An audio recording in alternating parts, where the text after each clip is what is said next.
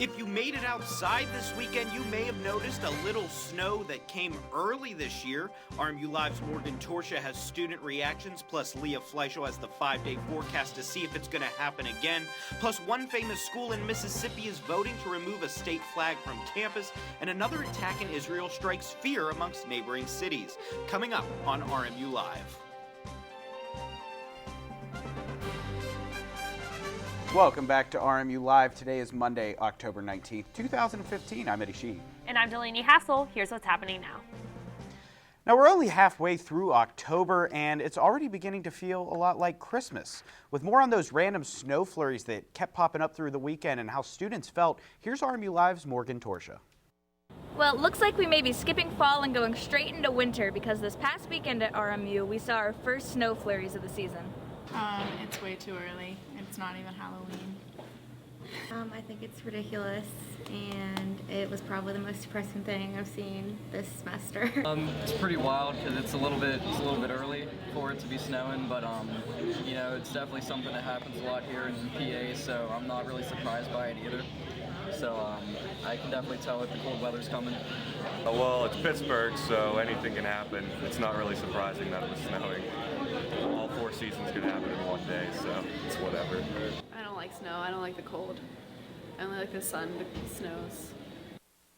Well, it all may be melted now, but this past weekend, RMU students got more than they bargained for this fall. They woke up to a series of snow flurries outside their windows that lasted sporadically throughout the day. Many students stayed bundled up inside when only a few went out to enjoy the new, cold weather. Definitely stayed inside. I worked all day, so I watched it from inside the window, and all the old people came in and complained. I stayed inside. Stayed inside the whole weekend and stayed warm and tried to stay warm. Make sure at some point this weekend you go home and pick up your winter coat and boots. Reporting from outside of Nicholson, I'm Morgan Torsha with RMU Century Media. Thanks, Morgan. With more on whether the snow will continue to be a regular thing throughout the week, let's hope not. Be sure to be watching later for Leah Fleischel's 5-day forecast. It'll be a little later in the show. The Sport Management Department held their 12th annual conference at the Sewell Center Friday, bringing over 70 professionals from across the country to campus. It also drew in students from 18 other universities. The conference included panel sessions, roundtables, keynote speakers, and an induction into the Sport Management Hall of Fame. The RMU Actuarial Science Program is hosting its 13th annual Actuarial Career Day this Friday, October 16th at the Sheraton Pittsburgh Hotel. The event provides an opportunity for students interested in actuarial careers to interact exclusively with local and national actuarial employers. The event is open to all students from RMU as well as 26 other colleges throughout the country. This week kicks off Alcohol Awareness Week, and this Wednesday will be the annual non-alcoholic mix-off held by the Residence Hall Association. The goal of the competition is to make the best tasting and most creative non-alcoholic drink. Teams of 4 to 6 people will compete for 3 different categories: best tasting, most creative, and most RMU spirit. Students are still able to sign up a team to compete again. This event is Wednesday, October 21st at 9 p.m. in the PNC Colonial Cafe. On October 23rd, students are going to get a chance to take part in traditional German culture with the 8th annual Oktoberfest. The event, which will be held on the 3rd floor of the Sewell Center, will feature $10 traditional German buffets and a cash bar for those students who can provide an ID to prove they're over the age of 21. And for everything you need to know about RMU news, sports, and arts and entertainment, I'm sure there will be an Oktoberfest recap. Check out rmucenturymedia.com. And coming up after the break, we have news from around the world and across the United States, including one Southern university's attempt to remove their state flag from campus. And that latest on the shooting and stabbing at the Israel bus station. Stay tuned. Looking for these? You drive buzzed. It could be one very expensive ride. First, you gotta make bail. Then pay me to get your car back. Your insurance premiums will go through the roof. And my legal fees just keep adding up. All told, it could end up costing you $10,000. Buzzed, busted, and broke. Because buzz driving is drunk driving.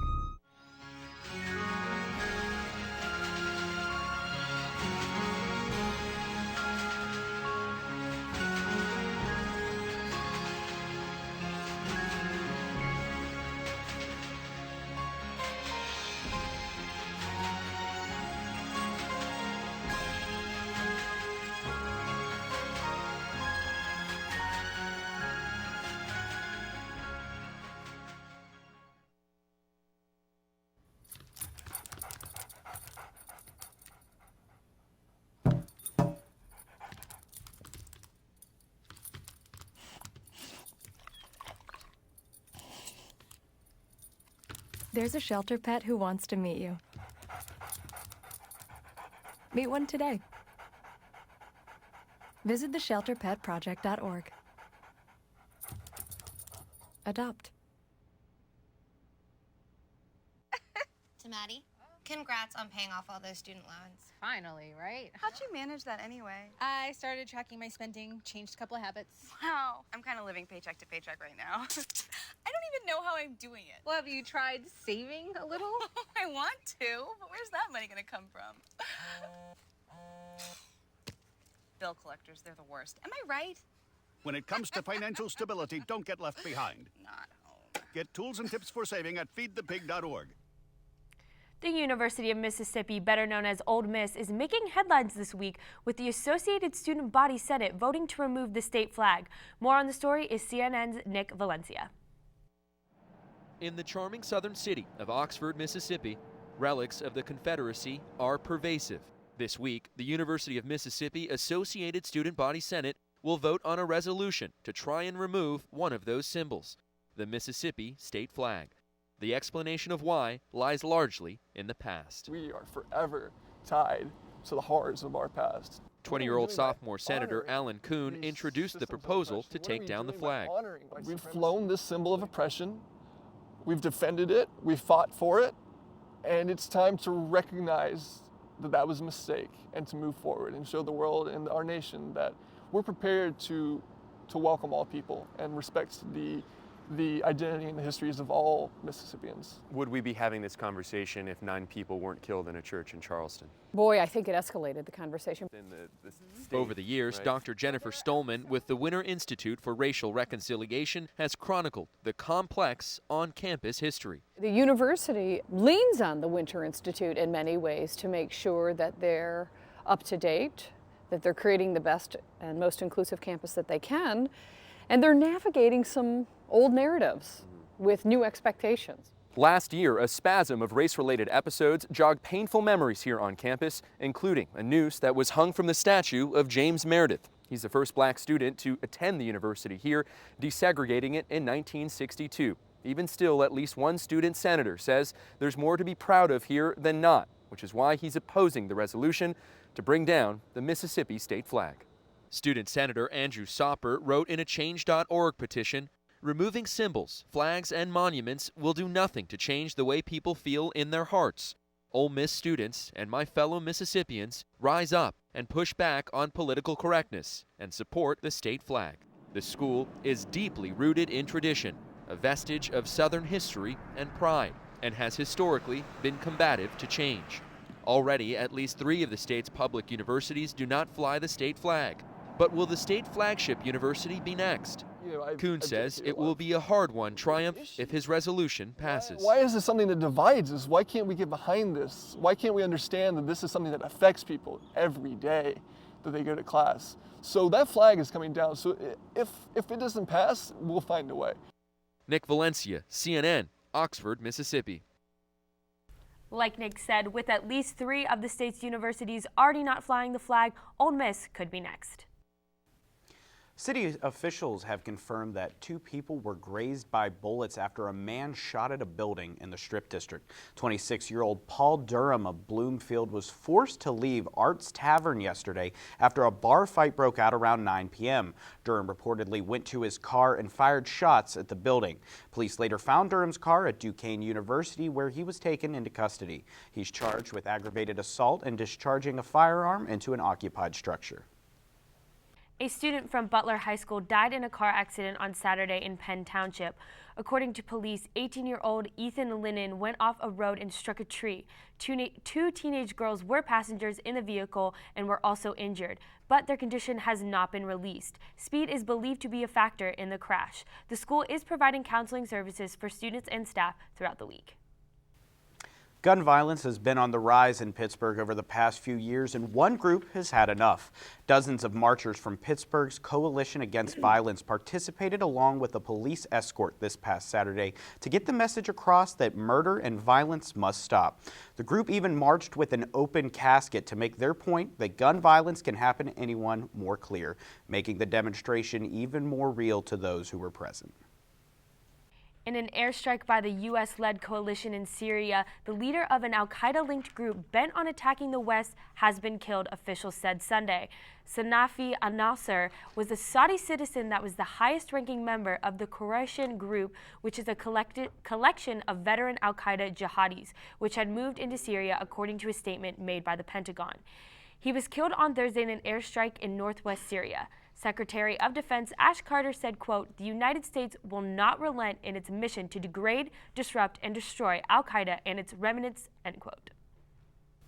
An IDF soldier was killed and 11 others were injured when an Arab attacker armed with a gun and a knife opened fire at a bus station in Israel. Here's more on that story. Another attack carried out against Israelis in a city that up until now had been insulated from these attacks, from this violence, and from these clashes. Israeli police say that a Palestinian attacker entered the central bus station in the southern Israeli city of Beersheba and opened fire, killing one Israeli, a soldier, and sending at least 9 others to the hospital. Police say the Palestinian attacker was killed at the scene. Up until now, it had been a relatively quiet but a tensely quiet day in Jerusalem, in the West Bank, and in Israel, this attack ending that. Israel has put in extra security measures, very heightened security measures in and around Jerusalem. Those security measures including roadblocks, predominantly in Palestinian East Jerusalem, as well as security checks, ID checks. Israel says these measures are necessary because of the recent wave of attacks that's now stretching into its 3rd weeks. Palestinians saying this is Israel using too much force, and then these checks requiring Palestinians to lift their shirts and their pants to show that they're not carrying weapons. Palestinians saying these are dehumanizing security checks. In the latest example, Israel has put in concrete barriers between a Palestinian neighborhood in East Jerusalem and a Jewish neighborhood. The police say it's to prevent Palestinians from throwing Molotov cocktails at the Jewish homes there. Palestinians say it's, once again, Israel using too much force. So we've been waiting for the day when there would be an end to attacks, or at least a day of quiet. That day is not today. We're seeing a bigger international effort to try to restore some sense of calm here, at least ease the tension here. The U.S. stepping in, talking with Israeli, Palestinian, and Jordanian leaders, trying to create some sort of dialogue. The results of that, or the intended results of that to ease the tension here, not seen yet on the streets. Oren Lieberman, CNN, Jerusalem. Cities near the area where the attack took place have also announced that all cleaners and maintenance workers would not be allowed into schools under a temporary ban due to the fact that jobs in question are mostly occupied by those Arab citizens. Thousands of migrants have been stranded in cold and wet conditions at borders in the Balkans as the options to travel north dwindle. 700, including children and babies, spent the night in the open air at Croatia's border with Slovenia. With a lack of basic supplies at the Serbia-Croatia border, the UN Refugee Agency has complained. Thousands of migrants, many from Syria, Africa, and Afghanistan, have been traveling from Turkey to the Balkans in recent months in an attempt to reach Germany, Sweden, and other states in the European Union. Now, coming up after the break, we'll be back with Ben, who will be talking sports, and Leah Fleischel, who have that 5-day forecast, seeing if the weather is going to be a factor. Yeah. We'll be right back. Stay tuned.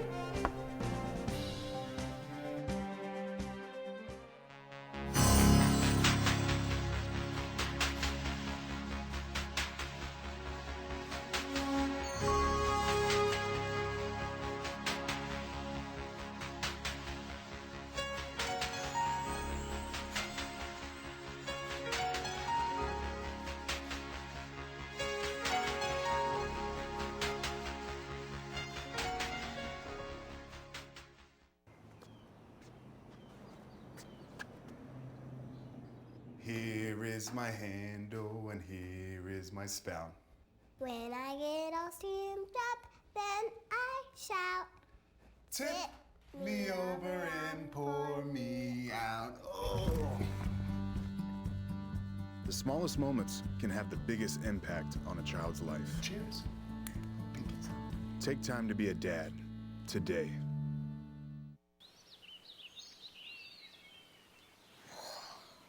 Oh, look, a redhead. Staring contest.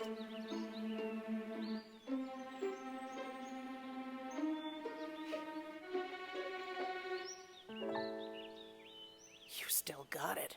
I know. Come alive with the forest. The dad was cute.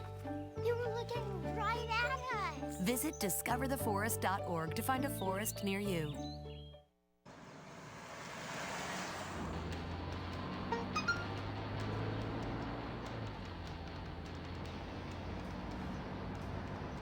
The average text takes your eyes off the road for nearly 5 seconds.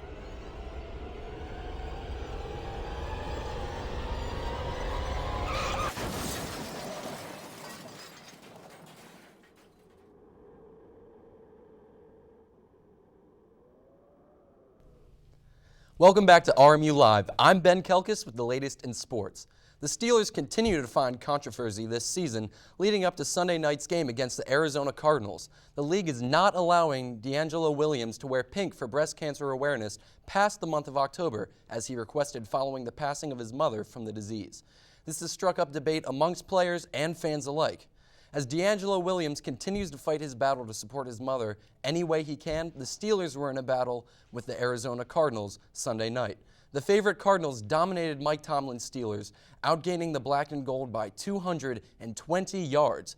Things seemingly turned from bad to worse when Mike Vick was injured, but this made room for backup Landry Jones, who lifted the Steelers from the dead, stunning the Cardinals with 2 second-half touchdowns to Martavis Bryant. Bryant also caught 6 of Landry Jones' 8 completions for 137 yards.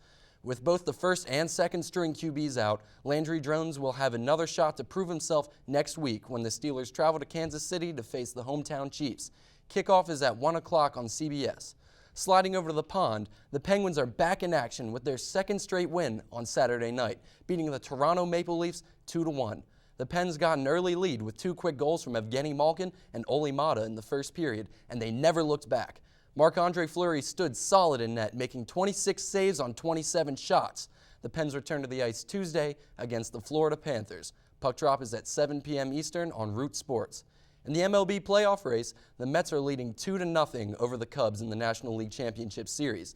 The two teams pick up the action Tuesday night at 8 p.m. on TBS, both playing for a chance to face the Blues or the Jays. The Blue Jays or the Royals, in 2015 World Series. That's all the time we have for sports. I'm Ben Kelkis. Now here's Leah with the weather.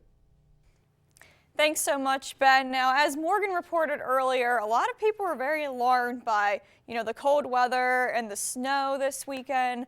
I'm here to tell you to not panic. Believe me, I was just as scared as all of you, but it's going to be okay. Today, it's only going to get to 59, not quite back in the 60s yet. Now, this morning, you might have been scraping ice off your car, and that's not so fun. But you won't be doing that for long. Tomorrow, it's definitely going to be warmer. It's going to be 70. That is a beautiful temperature to see after we were in the 30s this weekend. The low is going to be 54, so it's going to feel at night how it feels right now, so not too bad at all. And as the week continues, we have some very good news. On Wednesday, it's going to be 70 as well with a low of 54. Thursday, slight chance of rain, but it's only going to be rain, none of this snow stuff. 66, low 39, so it is going to get chillier during the night later in the week. Friday, 61 with a low of 39. Saturday, 66 and cloudy with a low of 55. And Sunday, we're going to see 55 and rain. Like I said, that snow, it came, it visited, wasn't quite ready yet. So, we're going to see more of that certainly as the winter goes on, but it's only the very beginning of fall, and there's a lot of fall left. So go out, enjoy the weather while it's nice again, and Eddie and Delaney, back to you. Thank you, Leah. 70 degrees tomorrow makes me feel better. Hopefully, we aren't going to pass through fall this quickly. I think Mother Nature's bipolar. I don't understand what's going on. She needs to make up her mind. Is it fall or is it winter? But if she makes up her mind, let's hope she makes up her mind to stay on the warmer weather and not that colder I could use a little bit of fall. Let's keep the fall going on. Unfortunately, that's all the time we have for RMU Live this afternoon. We'll see you next time.